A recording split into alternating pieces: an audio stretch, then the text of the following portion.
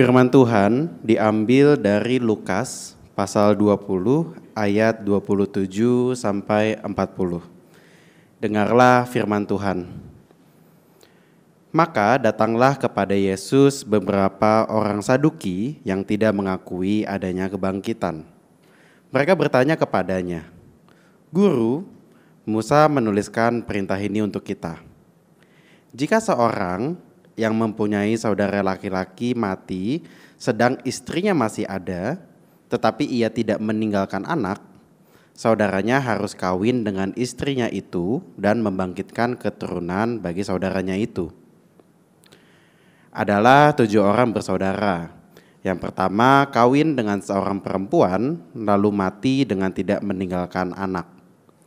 Lalu perempuan itu dikawini oleh yang kedua dan oleh yang ketiga, dan demikianlah berturut-turut oleh ke-7 saudara itu. Mereka semuanya mati dengan tidak meninggalkan anak. Akhirnya perempuan itu pun mati. Bagaimana sekarang dengan perempuan itu? Siapakah di antara orang-orang itu yang menjadi suaminya pada hari kebangkitan? Sebab ke-7-nya telah beristrikan dia."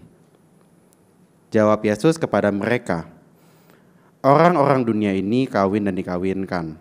Tetapi mereka yang dianggap layak untuk mendapat bagian dalam dunia yang lain itu dan dalam kebangkitan dari antara orang mati, tidak kawin dan tidak dikawinkan. Sebab mereka tidak dapat mati lagi. Mereka sama seperti malaikat-malaikat dan mereka adalah anak-anak Allah karena mereka telah dibangkitkan." Tentang bangkitnya orang-orang mati, Musa telah memberitahukannya dalam nas tentang semak duri, di mana Tuhan disebut Allah Abraham, Allah Ishak, dan Allah Yakub. Ia bukan Allah orang mati, melainkan Allah orang hidup, sebab di hadapan Dia semua orang hidup. Mendengar itu, beberapa ahli Taurat berkata, "Guru, jawabmu itu tepat sekali." Sebab mereka tidak berani lagi menanyakan apa-apa kepada Yesus. Demikian firman Tuhan. Oke, terima kasih Howard yang sudah memimpin kita dalam pembacaan firman Tuhan hari ini. Shalom, selamat pagi saudara-saudara sekalian. Perkenalkan pertama-tama bagi saudara-saudara yang baru pertama kali hadir beribadah bersama-sama dengan kami. Nama saya adalah Davin. Saya adalah seorang pastor, penatua penuh waktu yang menggembalakan Gereja Gospel Providence Church ini. Senang sekali menyumpai saudara-saudara sekalian, dan setelah ibadah ini, meskipun nanti ada members meeting, saya akan menyediakan waktu saya untuk bisa menyapa beberapa dari saudara, berkenalan dengan saudara, dan jika saudara ingin mengetahui gereja GPC ini lebih lanjut, mengetahui Injil lebih lanjut lagi, saya dengan senang hati akan bercakap-cakap dengan saudara setelah ini. Nah, saudara, mengingatkan satu hal dari pengumuman tadi, ada satu highlight yang saya mau mengingatkan tentang membership class. Nah, saya melihat di sini ada beberapa saudara-saudara yang mungkin sudah beberapa kali mendatangi GPC, sudah cukup rutin mendatangi GPC, tetapi mungkin saudara masih mempertimbangkan untuk keanggotaan gereja. Kenapa keanggotaan gereja, membership ini kami tekankan di dalam GPC, saudara? Ya, karena ini berbicara tentang akuntabilitas. Keanggotaan bukan hanya berbicara tentang keperluan administrasi supaya kami bisa tahu siapa-siapa aja jemaat kita, tetapi disinilah kami sebagai pemimpin gereja itu melihat siapa-siapa jiwa yang Tuhan pertanggungjawabkan untuk kami gembalakan di GPC, dan saudara pun juga tahu siapa pemimpin gereja yang akan Tuhan pakai untuk bertanggung jawab atas kehidupan, pertumbuhan rohani, dan disiplin rohani bagi saudara-saudara sekalian. Ini penting sekali saudara-saudara, dan kita akan membahasnya lebih dalam lagi di membership class, di mana di membership class ini kami akan membagikan kepada saudara-saudara prinsip-prinsip yang kami pegang dalam penggembalaan di Gereja Gospel Providence Church ini. Dan saya harap prinsip-prinsip ini juga dapat menjadi prinsip-prinsip yang saudara bisa bawa nantinya. Kalaupun saudara tidak mau bergereja di kami, tidak apa-apa, tapi prinsip-prinsip ini saudara bisa bawa untuk saudara melihat gereja lokal atau menentukan gereja lokal yang saudara ingin tertanam di dalamnya nanti ya. Oke, itu saudara untuk highlight pengumuman, saya mengingatkan pada saudara-saudara sekalian. Dan sebelum kita mendengar firman Tuhan hari ini, pemberitaan firman hari ini, kita berdoa terlebih dahulu. Bapa, hari ini kami akan merenungkan satu kebenaran firman Tuhan yang mungkin sulit untuk kami bayangkan dalam kehidupan kami saat ini. Kami akan merenungkan fakta tentang kebangkitan tubuh, kehidupan yang kekal, dan kami berdoa agar melalui firman ini kami dapat melihat kembali Kristus yang telah memberikan janji ini dan bagaimana janji kebangkitan tubuh ini dapat membawa kami kepada kepenuhan di dalam kemuliaan Kristus dalam kehidupan kami setelah kematian nantinya, dan bagaimana kebenaran ini pun juga dapat memberikan kami kekuatan untuk menghidupi di dalam dunia yang jahat, dalam dunia yang gelap saat ini, untuk berjalan setia kepada kebenaran firman Tuhan senantiasa. Terima kasih Bapa, dalam nama Kristus kami berdoa dan mengucap syukur. Amin. Hari ini kita akan melanjutkan kembali seri khotbah kitab Lukas yang kita sudah masuk ke bagian saudara tentang hari-hari terakhir Tuhan Yesus di kota Yerusalem, dari pasal 19 sampai akhir kitab Lukas di pasal ke-24. Dan sejauh ini saudara, kita sudah melihat Yesus saat masuk ke kota Yerusalem di pasal 19, dia mengalami berbagai pengalaman-pengalaman yang tidak begitu menyenangkan. Begitu masuk ke Yerusalem, kita sudah pelajari di pasal 19. Lukas mencatat, Yesus membersihkan bait Allah. Yesus marah melihat bait Allah disalahgunakan, bukan untuk menyembah, tetapi untuk kegiatan-kegiatan yang menguntungkan kepentingan pribadi mereka pada saat itu.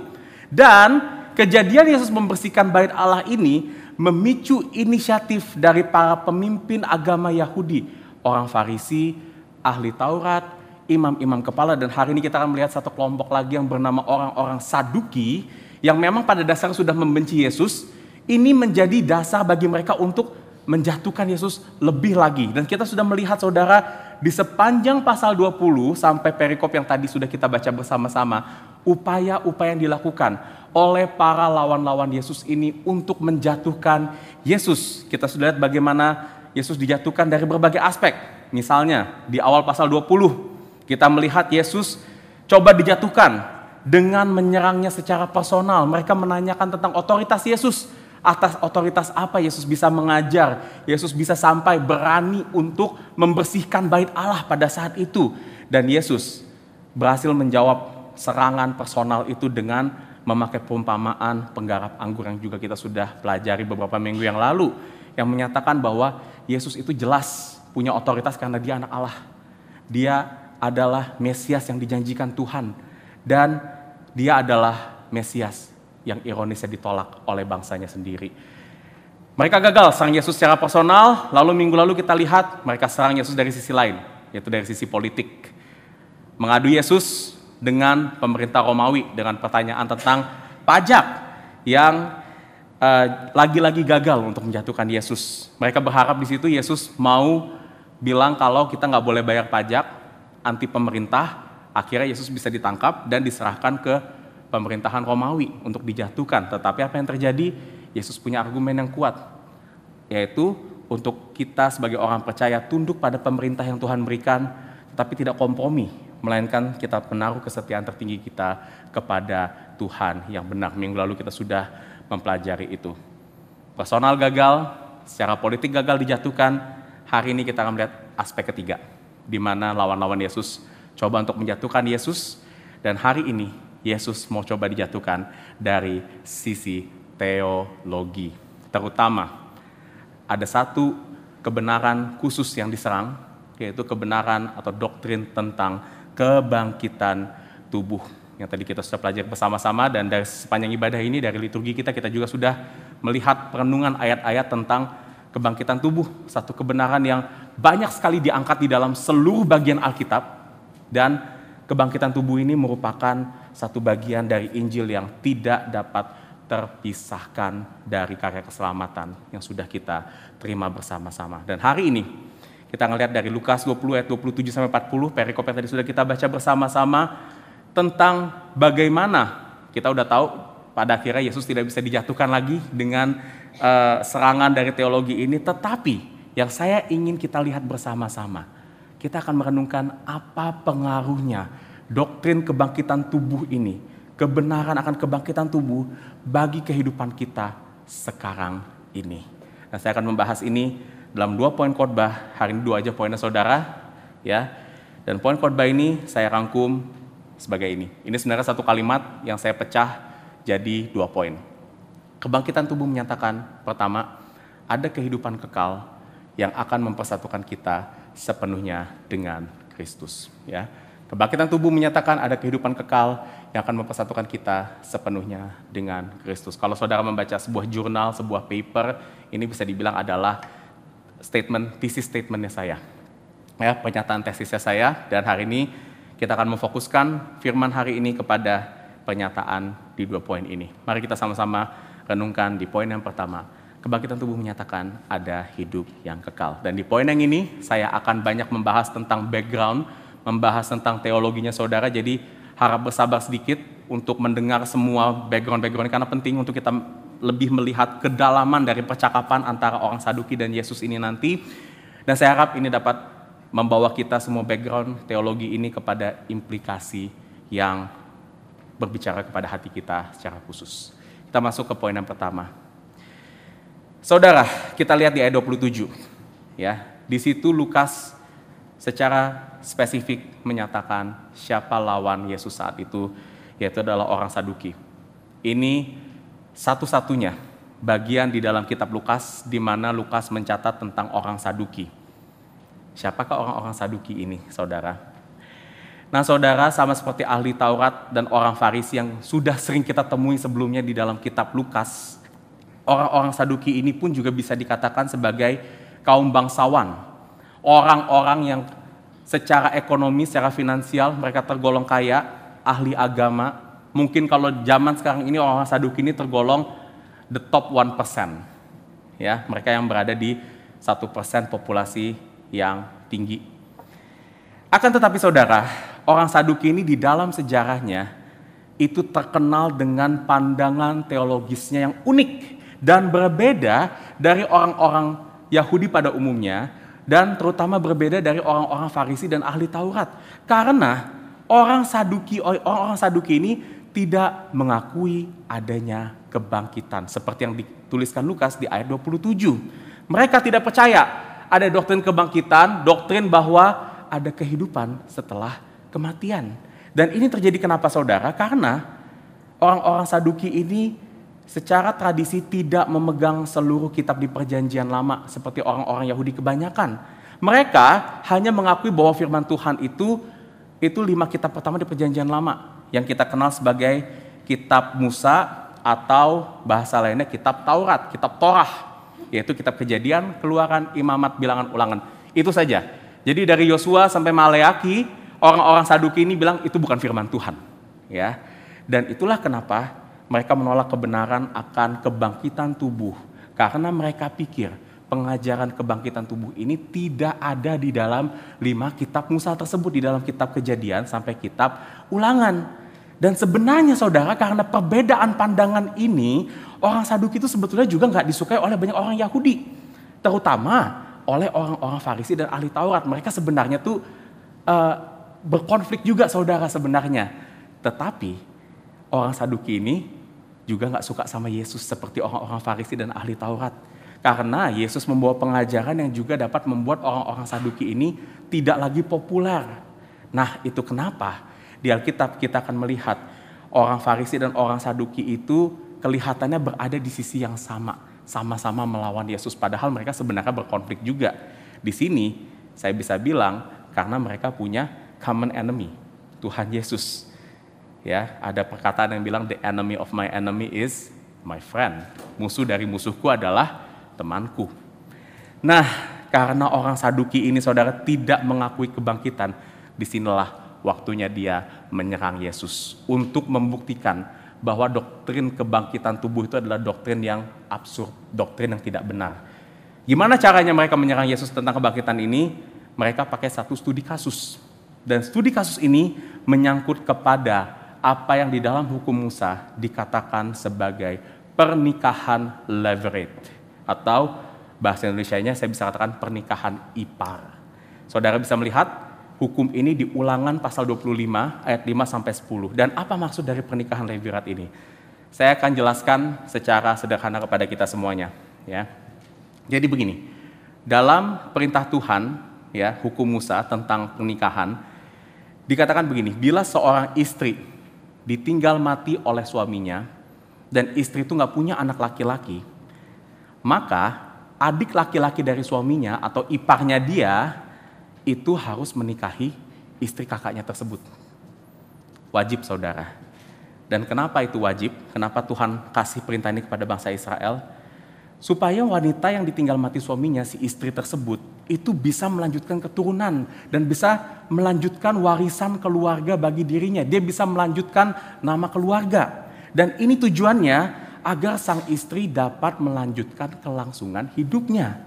Karena seperti yang kita tahu, saudara, kalau kita baca narasi perjanjian lama, terutama wanita pada saat itu nggak bisa berdiri secara independen.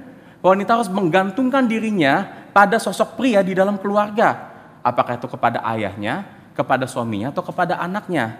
Dan kalau si istri itu udah nggak punya siapa-siapa lagi, nggak punya suami, nggak punya anak, maka harus ada sosok laki-laki lain di dalam keluarganya yang menanggung kehidupannya, yaitu di sini dikatakan oleh adik iparnya sendiri yang harus menikahinya menjadi istrinya nanti. Saudara bisa lihat konsep ini ada di beberapa cerita di Perjanjian Lama, misalnya di kisah Yehuda dan Tamar.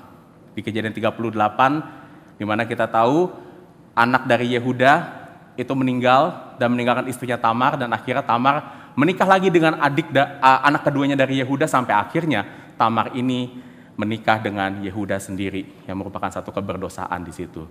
Dan ada satu kisah menarik tentang pernikahan Levirat ini yang bisa kita lihat. Konsep Levirat ini ada di cerita Rut dan Naomi. Rut dan Naomi pada saat itu ditinggal mati oleh suaminya, oleh semua anak-anaknya, sehingga mereka tidak lagi punya siapa-siapa untuk bisa melangsungkan keberlangsungan hidup mereka, sampai pada akhirnya Boas menebus mereka dan mengambil mereka sebagai keluarganya, saudara. Nah, dengan pernikahan Levirat inilah, konsep inilah, saudara, mereka kasih pertanyaan. Saya bacakan di 29-32, dikatakan seperti ini. Adalah 7 orang bersaudara. Yang pertama kawin dengan seorang perempuan lalu mati dan tidak meninggalkan anak. Lalu perempuan itu dikawini oleh yang kedua dan oleh yang ketiga, dan demikianlah berturut-turut oleh ketujuh saudaranya itu, mereka semuanya mati dengan tidak meninggalkan anak. Jadi wanita kawin sama yang pertama mati, kawin sama yang kedua mati, kawin sama yang ketiga, sampai ke anak yang ketujuh. Akhirnya perempuan itu pun juga mati. Nah, pertanyaan orang Saduki ini, gimana sekarang dengan perempuan itu? Siapakah di antara orang-orang itu yang akan menjadi suaminya pada hari kebangkitan? Sebab ketujuhnya telah beristrikan dia. Nah, saudara, memang sekilas pertanyaan orang Saduki ini kedengarannya masuk akal untuk menyerang doktrin kebangkitan tubuh. Karena saudara, nanti waktu wanita ini, si istri ini dan ketujuh pria itu bangkit lagi, ya, setelah kematian, wanita ini jadi istri siapa? Karena waktu hidup kan jelas, ya saudara, ya, istrinya cuma suaminya cuma satu persatu gitu, karena yang satu mati digantikan oleh yang satu lagi. Tapi nanti kalau semuanya sudah bangkit, kan 7-7-nya ada di situ, saudara, ya, 7-7 suaminya di situ. Jadi siapa yang menjadi suami dari istri ini? Apakah 7-7-nya jadi istri perempuan ini? Atau mungkin cuma yang pertama yang jadi suaminya nanti pada saat di kekekalan? Atau mungkin yang terakhir saja? Atau mungkin berdasarkan suami mana yang paling baik? Suami mana yang kasih uang bulanannya paling banyak? Gitu, saudara. Nah, inilah kenapa, saudara, orang-orang Saduki sengaja mau point out kalau konsep ini tuh absurd, aneh, janggal. Dan itulah yang orang-orang Saduki ini mau buktikan, bahwa sebenarnya kebangkitan tubuh itu tidak ada. Dan mereka berharap Yesus tidak bisa jawab pertanyaan ini. Dan kalau Yesus nggak bisa jawab pertanyaan ini, artinya apa, saudara? Yesus nanti akan setuju dengan orang-orang Saduki ini dan mengatakan kebangkitan tubuh itu tidak ada. Dan kalau Yesus setuju dengan orang-orang Saduki ini, kita tahu orang Yahudi benci orang Saduki, orang Farisi benci orang Saduki, Yesus pun juga akan ikut dibenci, dan itulah Yesus dijatuhkan. Paham ya, saudara, ya, bagaimana case tadi ini, konsep pernikahan Levirat, kebangkitan tubuh ini hendak menjatuhkan Yesus. Namun, seperti yang kita tahu, dugaan orang Saduki ini salah. Yesus tetap bisa meresponi, bahkan membenarkan penolakan mereka tentang kebangkitan tubuh. Apa yang Yesus katakan? Saya loncat sedikit ke ayat 37 dan 38. Saya bacakan ayat-ayat ini. Yesus berkata di ayat ke-37, tentang bangkitnya orang mati, Musa telah memberitahukannya dalam nas tentang semak duri, di mana Tuhan disebut Allah Abraham, Allah Ishak, dan Allah Yakub. Saudara, Yesus di sini sebenarnya mengutip satu ayat dari Keluaran 3 ayat 6 yang merupakan bagian dari peristiwa di mana Tuhan menjumpai Musa dalam semak duri yang tidak terbakar api. Nah, di situ kita tahu perjumpaan Tuhan dengan Musa di padang gurun. Yesus memperkenalkan dirinya kepada Musa sebagai Allah Abraham, Allah Ishak, dan Allah Yakub. Dan Yesus memakai ayat ini untuk mengaitkan tentang kebenaran akan kebangkitan tubuh. Nah, kenapa ayat ini yang dipilih saudara dikeluarkan? Karena ingat, orang Saduki mereka mengakui 5 kitab Musa, mereka mengakui kitab Keluaran, dan mereka juga mengakui juga tentang konsep Allah Abraham, Allah Ishak, Allah Yakub. Sehingga kalau mereka menerima konsep ini, mereka harusnya juga bisa menerima konsep kebangkitan tubuh. Nah, bagaimana ini bisa menjelaskan tentang kebangkitan tubuh? Nah, ini penjelasannya saudara ya. Nama Allah Abraham, Allah Ishak, dan Allah Yakub itu menyangkut pada pribadi Tuhan yang memberikan janji kepada Abraham, Ishak, dan Yakub. Janji apa ini saudara? Janjinya adalah untuk menjadikan mereka bangsa yang besar, untuk memberikan mereka tanah perjanjian yang berlimpah susu dan madu, dan untuk menjadikan mereka berkat bagi segala bangsa. Kita melihat janji ini di Kejadian pasal ke-12 saat Tuhan memanggil Abraham dan Tuhan memberikan janji kepada Abraham. Namun, kalau saudara baca di kitab Kejadian, di seluruh kisah Abraham, Ishak, dan Yakub, sampai akhir hidup mereka semua tuh belum melihat penggenapan janji tersebut. Selama Abraham, Ishak, dan Yakub hidup, mereka tidak melihat bangsa yang besar. Memang nanti keturunan mereka akan jadi bangsa Israel, tetapi yang mereka lihat hanyalah Abraham cuma punya 1 anak. Ishak cuma punya 2 anak, yang satu kabur lagi, dua-duanya kabur lagi saudara. Sampai akhirnya Yakub dia punya 12 anak. That's it. Dia tidak melihat satu bangsa yang besar. Mereka juga nggak merasakan hidup yang berlimpah di tanah perjanjian selama hidupnya mereka. Kita lihat bahkan Yakub mati di Mesir. Abraham dan Ishak pun juga masih belum bisa menikmati tanah perjanjian meskipun mereka sudah sampai, tapi mereka nggak bisa menikmati itu secara penuh karena masih ada bangsa-bangsa asing di situ. Dan mereka belum bisa jadi berkat bagi seluruh dunia, tapi hanya bagi keluarganya saja. Itulah yang kita lihat di perjanjian lama, saudara. Lantas, kalau Abraham, Ishak, dan Yakub yang sudah meninggal sebelum mereka menerima penggenapan janji Tuhan, apakah kalau gitu janji Tuhan salah? Janji Tuhan palsu, saudara. Nah, orang-orang Saduki yang percaya kisah Abraham, Ishak, dan Yakub pasti setuju bahwa janji Tuhan kepada mereka itu adalah janji yang benar dan pasti Tuhan akan menepati janji mereka. Tapi pertanyaannya, kapan janjinya ditepatin? Gimana Tuhan menepati janjinya kalau Abraham, Ishak, dan Yakub sudah meninggal? Nah, disinilah konsep kebangkitan tubuh Yesus ajarkan. Jawabannya adalah pada saat Abraham, Ishak, dan Yakub dibangkitkan kembali nanti saat Yesus menggenapi seluruh janji Tuhan waktu dia datang kedua kali. Di mana di situ nanti saudara, kita akan melihat saat Yesus datang kedua kali dia akan bawa tanah perjanjian yang sesungguhnya, yang Alkitab katakan sebagai langit bumi yang baru atau surga saudara yang kita katakan. Di mana Abraham, Ishak, dan Yakub akan dibangkitkan dan dia akan tinggal di situ selama-lamanya bersama-sama dengan kita umat-umat Tuhan. Saudara, kalau kita baca juga di kitab Galatia pasal 3, Men's Bible Study, teman-teman di sini baru pelajari minggu lalu di dalam sesi Bible Study-nya, dikatakan di situ bahwa kita semua yang berada di dalam Kristus adalah pewaris janji Abraham, yang artinya saudara seluruh orang percaya yang percaya kepada Kristus sekarang ini kita juga adalah keturunan Abraham, Ishak, dan Yakub secara spiritual. Atau Alkitab mengatakan kita yang berada di dalam Kristus adalah orang-orang Israel yang sejati. Dan disinilah Tuhan akan menggenapi janji Abraham, Ishak, dan Yakub akan bangsa yang besar. Bahwa mereka akan memiliki umat-umat Allah tidak hanya dari bangsa Israel tapi dari segala bangsa yang jumlahnya banyak sekali saudara. Yang akan tinggal bersama-sama dengan mereka di dalam kebangkitan tubuh nantinya. Dan karena itulah Abraham, Ishak, dan Yakub akan menjadi berkat bagi seluruh bangsa. Karena melalui keturunan mereka, Kristus lahir untuk membawa berkat keselamatan bagi seluruh bangsa. Dan itulah kenapa di ayat 38 Yesus menyimpulkan, Ia bukan Allah orang mati. Abraham, Ishak, dan Yakub bukan orang yang mati, melainkan Allah orang hidup, sebab di hadapan Dia semua orang hidup. Abraham, Ishak, dan Yakub memang sekarang sudah mati secara jasmani. Kita semua pun juga akan mati secara jasmani satu saat nanti. Tetapi Yesus berkata, kematian di dalam dunia ini, saudara, bukan akhir dari segala-galanya. Akan ada kehidupan kekal yang menanti Abraham, Ishak, dan Yakub, dan terlebih lagi menanti kita semua yang berada di dalam Tuhan. Dan ini akan menjadi kehidupan yang jauh lebih penting daripada kehidupan kita sekarang. Kenapa, saudara? Karena kehidupan ini akan menjadi kehidupan yang jauh lebih baik daripada kehidupan kita sekarang. Dan kabar baiknya, kita akan alami kehidupan yang jauh lebih baik ini selama-lamanya.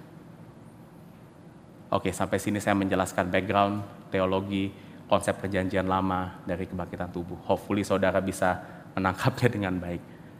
Sekarang saya mau tanya, kenapa kita perlu tahu tentang kehidupan kekal ini sekarang? Kenapa kita perlu tahu konsep ini sekarang?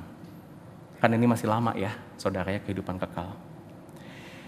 Saudara, Alkitab menyatakan kebenaran akan kehidupan kekal untuk dua hal bagi kita. Pertama sebagai peringatan, dan yang kedua sebagai pengharapan bagi kehidupan kita. Saya akan fokus sekarang bagaimana kebenaran akan kebangkitan tubuh tentang kehidupan kekal akan menjadi satu peringatan yang besar bagi kita semua. Saudara, kebenaran bahwa adanya kehidupan kekal setelah kematian memperingatkan kita dengan jelas bahwa kita tidak akan hidup selama-lamanya di dalam dunia yang kita tempati saat ini. Kehidupan kita sekarang ini hanyalah kehidupan yang sementara. Mazmur 90 berkata, saudara, masa hidup kita paling 70 tahun, kalau kuat 80 tahun. Lalu sesudah itu kita akan meninggalkan dunia ini. Memang saudara, saya tahu kebanyakan dari kita di sini masih muda. Umur 20-an, 30-an, dan melihat umur 70, 80 itu masih lama. Masih 40, 50 tahun lagi dari sekarang. Tapi saudara, kalau kita bandingkan dengan kekekalan, hidup yang katanya selama-lamanya, saudara, saya bisa katakan 70 atau 80 tahun itu adalah waktu yang sangat pendek sekali. Pemazmur di Mazmur 90 pun juga berkata hidup manusia itu seperti rumput yang pagi tumbuh, lalu malam itu sudah layu. Sangat singkat sekali. Dan karena itu saudara, saya ingin katakan hari ini, jangan pegang dunia ini terlalu kuat. Apalagi sampai kita mau berkompromi dengan dosa, kita mau hidup tidak sesuai dengan kehendak Tuhan, bahkan sampai meninggalkan Tuhan untuk dunia yang cuma 70-80 tahun, yang cuma sebentar ini, saudara.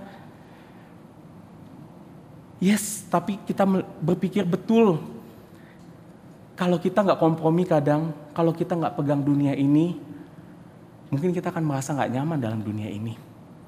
Hidup kita mungkin akan berat. Dan betul saudara, mungkin kita berpikir saat ini, kalau kita mau kompromi sama dosa, kita mau hidup dengan nilai-nilai yang tidak sesuai dengan kebenaran firman Tuhan, saudara mungkin hidupnya akan nyaman sekarang. Saudara hidupnya akan senang. Bisnis dan pekerjaan saudara mungkin bisa bertahan atau bahkan terus maju di masa Indonesia yang sekarang lagi sulit. Atau mungkin karena kita mungkin mau pakai cara-cara bekerja yang tidak berkenan di mata Tuhan. Saudara yang masih single saat ini, mungkin saudara akan merasa bahagia saat ini kalau punya pacar, bisa menikah meskipun pasangannya beda agama, tidak seperti yang Tuhan kehendaki. Saudara saat ini mungkin bisa melakukan tindakan-tindakan yang bukannya mengasihi sesama, tetapi malah merugikan orang, menyakiti orang-orang di sekitar saudara. Karena bagi saudara itu mendapatkan kepuasan bagi kehidupan saudara. Saya mau katakan saudara, memang benar kalau kita tidak mau hidup sesuai dengan jalan Tuhan saat ini, sekarang, kita memang bisa dapatkan keuntungan, kita bisa dapatkan kepuasan, kita bisa dapatkan kebahagiaan, dan mungkin saudara bisa dapatkan itu seumur hidup saudara di dalam dunia ini. Tapi ingat saudara, keuntungan, kepuasan, kebahagiaan yang saudara dapatkan dari kompromi dengan dosa karena saudara memegang dunia ini terlalu kuat, itu hanya akan bertahan dalam waktu yang sangat pendek sekali. Mungkin hanya sampai umur 70, 80, kalau kuat mungkin 100 tahun saudara.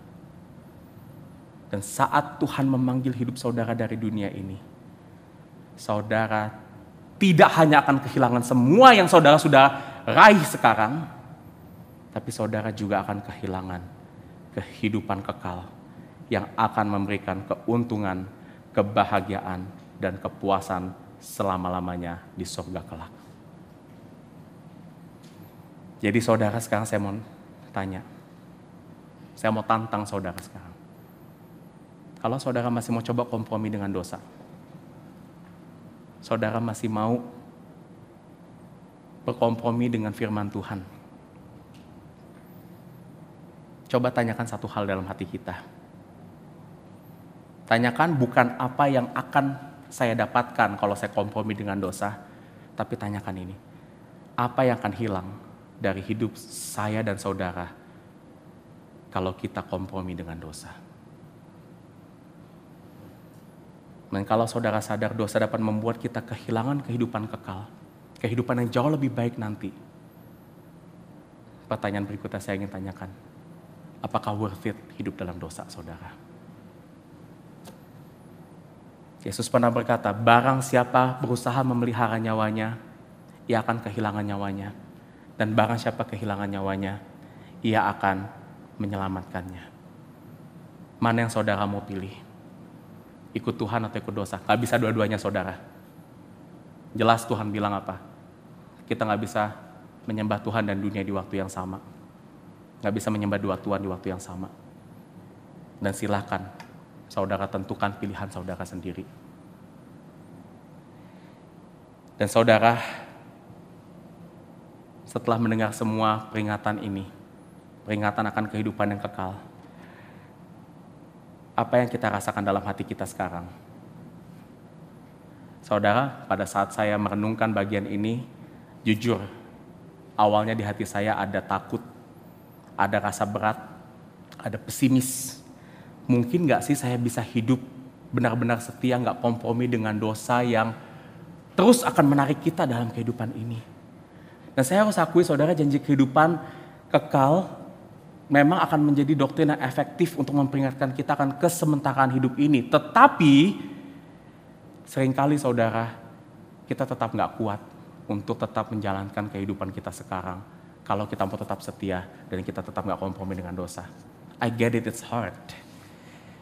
Tapi saudara, kabar gembiranya yang kita akan pelajari di poin yang kedua, bahwa kebenaran akan kebangkitan tubuh juga secara efektif dapat memperlihatkan kepada kita akan pengharapan yang besar yang akan mengangkat segala beban dan ketakutan yang kita rasakan sehingga kita dapat hidup setia melihat kepada Tuhan meskipun sulit tapi punya pengharapan yang besar karena kehidupan yang kekal yang Ia berikan kepada kita. Kita masuk ke poin kedua.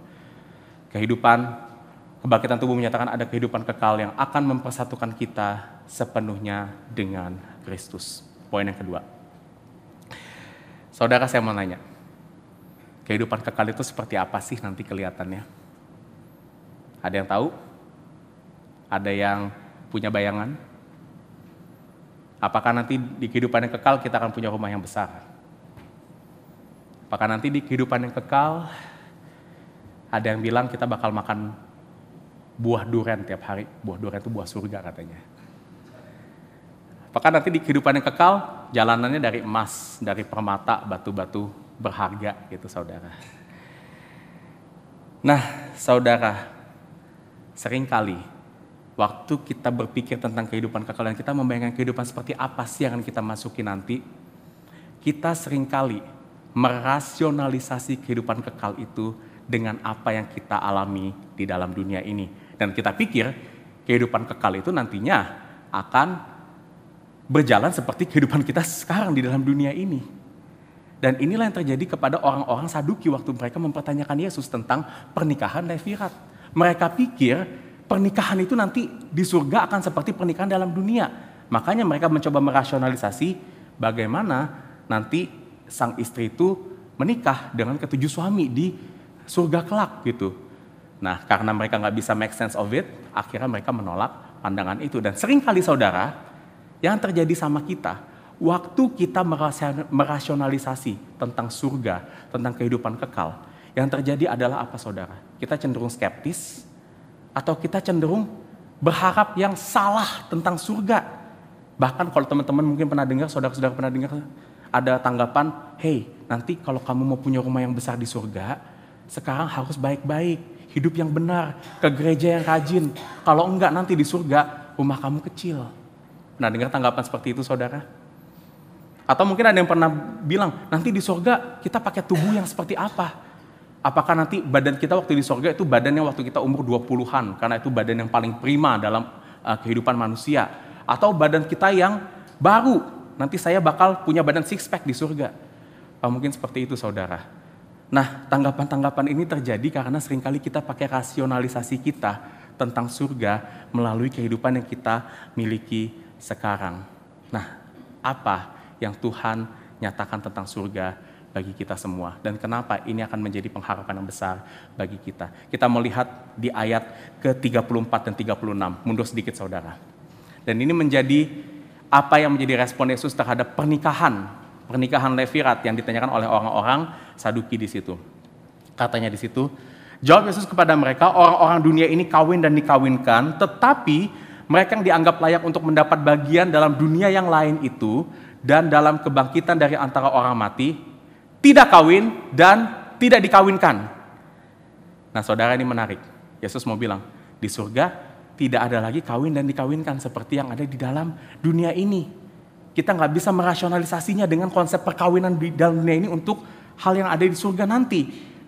Karena kenapa diteruskan? Sebab mereka tidak dapat mati lagi, mereka sama seperti malaikat-malaikat dan mereka adalah anak-anak Allah karena mereka telah dibangkitkan. Ada frasa yang menarik di sini.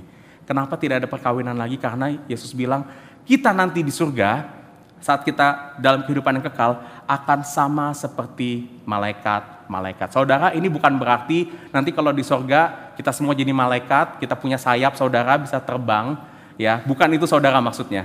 Tetapi, Yesus di sini merujuk pada malaikat untuk menunjukkan bahwa malaikat-malaikat itu tidak akan kekurangan apapun meskipun natur mereka tidak menikah. Tidak seperti waktu di dalam dunia ini saudara, manusia menikah supaya dikatakan apa? Mereka dua menjadi satu supaya kehidupan mereka baik saudara. Tetapi nanti di dalam surga, manusia meskipun tidak akan menikah suami dan istri seperti saat di dalam dunia ini, manusia tetap tidak akan kekurangan suatu apapun. Karena kenapa? Ada satu pernikahan di dalam surga kelak yang akan sama-sama kita alami. Dan inilah saudara yang akan menjadi pengharapan kita di dalam surga ini. Dan inilah pengharapan yang akan membawa damai sejahtera dan sukacita senantiasa. Pernikahan apa yang saya maksud saudara? Pernikahan ini adalah pernikahan antara Kristus, Sang Anak Domba Allah, dengan kita, umat-umat pilihan Allah. Pernikahan ini saudara, kalau saudara baca di dalam Alkitab, itu banyak dituliskan. Itulah kenapa waktu Paulus menuliskan tentang hubungan suami dan istri dikatakan apa? Kasihilah istrimu seperti Kristus mengasihi gerejanya, dan istri tunduklah kepada suamimu seperti gereja tunduk kepada suaminya, atau gereja tunduk kepada Kristus. Di akhir kitab Wahyu saudara, dikatakan Wahyu 19, saat Tuhan sudah mengalahkan musuh-musuhnya, akan ada satu pesta perjamuan yang akan diselenggarakan bagi kita semua yang percaya di dalam Tuhan. Dan ini pesta perjamuan apa saudara? Pesta perjamuan pernikahan antara Sang Anak Domba dengan semua umat-umatnya. We will feast in the house of Zion. Kita akan berpesta menikah bersama-sama dengan Tuhan. Apa arti pernikahan ini bagi kita saudara? Artinya satu hal. Seperti kita di dalam dunia menikah, suami dan istri dipersatukan menjadi satu tubuh. Kita nanti di dalam surga akan dipersatukan dengan Tuhan menjadi satu. Dan kesatuan ini tidak akan bisa hilang sampai selama-lamanya. Kalau kesatuan di dalam dunia antara suami dan istri bisa hilang karena kematian, kesatuan kita dengan Kristus nggak akan pernah hilang. Karena kesatuan ini akan kita hidupi selama-lamanya. Karena tidak ada lagi kematian nanti di sorga kelak, saudara. Dan inilah pengharapan yang Tuhan berikan kepada kita. Satu saat nanti kita akan tinggal, kita akan menikmati Tuhan secara penuh. Tidak lagi seperti di dunia ini di mana kita bisa kehilangan pandangan kita kepada Tuhan. Tidak lagi seperti di dunia ini di mana kita bisa tidak merasakan berkat Tuhan, saudara. Di surga nanti kita nggak akan bisa kehilangan pandangan kita kepada Tuhan. Di surga nanti kita tidak akan mungkin bisa kehilangan berkat Tuhan. Di surga nanti kita tidak akan mungkin bisa kehilangan sukacita karena kita tidak tahu Tuhan itu siapa. Di surga kelak kita akan melihat Tuhan seperti kita melihat matahari yang selalu bercahaya di dalam dunia ini. Dan inilah kehidupan yang jauh lebih baik yang Tuhan berikan kepada kita. Memang secara pasti kita nggak akan bisa membayangkan kehidupan ini bakal kayak gimana. Kalau saudara mau kasih tahu mau nanya saya sekarang rumah kita kayak apa di surga, relasi kita bagaimana nanti, kalau kita ketemu istri kita di dunia di surga nanti bakal kayak gimana, akan ada awkward atau enggak, saya nggak tahu, saudara. Saya nggak tahu jawaban itu, jujur aja. Firman Tuhan juga nggak kasih tahu jawaban itu kepada kita. Tetapi yang pasti kita akan punya relasi yang jauh lebih baik dari relasi yang kita bangun di dalam dunia ini, baik itu dengan Tuhan dan juga dengan sesama kita. And this is what God promised in the eternal life for all of us, dalam kehidupan kekal untuk kita semua. Pertanyaannya sekarang, bagaimana kita tahu kita akan mendapatkan janji ini, saudara? Kabar gembiranya, janji ini sudah diberikan kepada kita karena Yesus, Sang Anak Domba Allah, Sang Mempelai Pria yang akan dipersatukan dengan kita, itu sudah terlebih dahulu menyelesaikan semua tanggungan-tanggungan, semua rintangan-rintangan yang dapat menghalangi kita untuk dipersatukan dengan Tuhan, yaitu dosa-dosa kita, pelanggaran-pelanggaran kita. Yesus, Sang Mempelai Pria, sudah datang untuk menanggung semua dosa-dosa kita, mati di atas kayu salib. Dan di hari yang ketiga dia sudah bangkit, menjadi satu jaminan, di mana saat Kristus bangkit, kita semua pun juga akan turut dibangkitkan bersama-sama dengan Kristus. Kenapa, saudara? Karena kita sudah dipersatukan dengan Kristus. Kalau Kristus yang adalah kepala kita sudah bangkit, maka kita yang adalah tubuhnya itu pun juga akan bangkit. Makanya kebangkitan tubuh adalah satu jaminan, saudara, bahwa kehidupan kekal, pernikahan dengan Tuhan, kehidupan yang jauh lebih baik itu pasti akan kita alami di dalam Kristus semata. Dan inilah, saudara, janji Injil yang Tuhan berikan kepada kita semuanya. Dan saya berharap, saudara, saat kita merenungkan tentang kehidupan kekal ini sekali lagi, saudara, kehidupan kekal ini biarlah memberikan kita tidak hanya peringatan untuk bertobat, tetapi pengharapan bagi kehidupan kita sekarang. Karena kita tahu, saudara, satu hal yang pasti, karena kita akan menyongsong kehidupan yang jauh lebih baik. Kita akan menyongsong kehidupan yang penuh berkat. Kita akan menyongsong kehidupan yang kita akan bersama-sama dengan Tuhan setiap saat. Kita bisa melihat bahwa kita tidak akan selama-lamanya terjebak di tengah penderitaan dunia yang kita tinggali saat ini. Saudara mungkin saat ini sedang mengalami pergumulan hidup yang berat. Mungkin ada beberapa dari saudara saat ini mengalami masalah keuangan. Mungkin ada beberapa dari kita mengalami masalah penyakit. Ada yang mungkin sekarang sedang putus asa, belum dapat kerja saat ini. Saudara mungkin ada yang merasa kesepian, merasa tidak berharga karena belum punya pasangan hidup.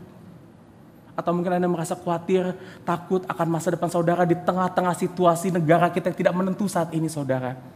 Tapi saya ingin katakan satu hal. Saudara, kita gak akan berada di dalam situasi ini selama-lamanya. There will be an end of our suffering. Dan kita semua akan pergi.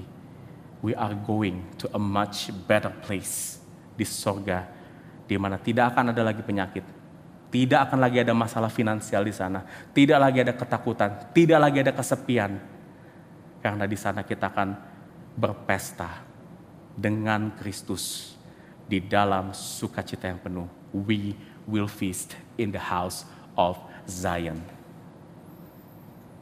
Dan ini semua terjadi karena Yesus sudah menjamin kehidupan kekal ini. pandang Injil itu saudara sebagai materai yang akan membawa saudara, memimpin saudara kepada kehidupan kekal ini. Mari kita berdoa. Bapa di dalam surga, satu kebenaran firman yang mungkin kami sulit untuk bayangkan dalam kehidupan kami saat ini. Di tengah-tengah keterbatasan kami, di tengah-tengah keberdosaan kami mungkin sulit untuk mengerti apa yang akan kami betul-betul alami di dalam kehidupan kekal nanti, saudara. Tuhan, dan kami berdoa saat ini, Tuhan, meskipun kami tidak bisa mengertinya, tetapi kami bisa mempercayainya di dalam iman, bahwa ada satu tujuan yang lebih baik, satu tujuan yang lebih mulia, persatuan yang kekal dengan Tuhan, yang akan kita nikmati bersama-samanya di surga. Dan biarlah ini menjadi satu pengharapan kami, kekuatan kami untuk melihat bahwa kehidupan kami bukanlah kehidupan yang selama-lamanya, bahwa kami untuk menyatakan kesalahan kami, bahwa kami untuk bertobat, bahwa kami untuk melihat bahwa kehidupan saat ini adalah kehidupan yang penting untuk kami dapat melihat kekekalan itu lebih baik lagi, dan bahwa kami untuk melihat bahwa ini adalah kekuatan bagi kami, bahwa Tuhan terus menyertai kami sampai kekekalan itu tiba waktunya. Terima kasih Bapa, dalam nama Kristus kami berdoa dan mengucap syukur. Amin.